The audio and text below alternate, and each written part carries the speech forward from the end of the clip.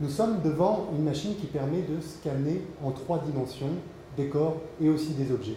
Quelles sont les applications à cette machine? Alors, déjà, comme tu disais, scanner le corps d'une personne. Donc, grâce à ça, on va pouvoir l'introduire dans du monde virtuel, les applications qu'on a vues, ou l'imprimer sous format de petites statues, comme on a vu tout à l'heure.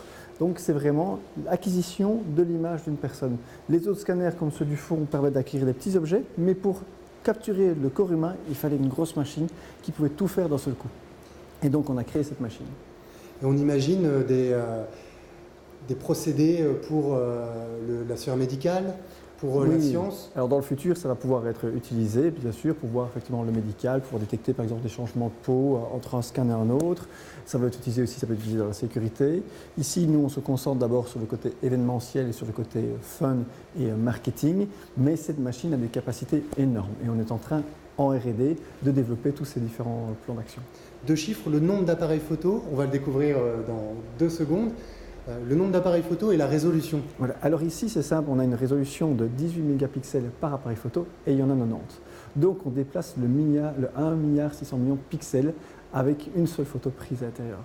C'est qui est énorme, c'est plus que le télescope Hubble quand il prend une photo. D'accord. Bon, j'ai hâte de tester ça. Voilà. Alors ici, quand on voit à l'intérieur, donc voilà, je découvre la machine, tu as vraiment un ensemble d'appareils photo qui ont tous des angles calculés précisément, ainsi que différentes technologies que là on garde secrètes, qui permettent de recomposer le corps d'une personne. Alors c'est très rapide, hein, il te suffit d'aller te mettre devant, tu rentres et tu regardes vers le petit endroit où il faut sourire, voilà. Tu souris, voilà. C'est important, hein, ça reste une photo, même si c'est une photo 360. Donc, et là, alors on va faire ce que nous on appelle la pose de mesure qui s'appelle la T-pose, où je vais te demander de légèrement écarter les bras. Voilà. Alors là, il faut que tu sois seul dans la machine pour pouvoir faire la mesure.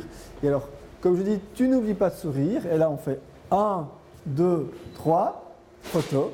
Voilà, c'est déjà fait. Alors là, tu peux regarder sur tous les écrans qui sont autour de toi. Tu as ton modèle qui apparaît déjà en haut. Tu as les 90 photos qui apparaissent tout partout, où tu peux déjà te voir dans la position.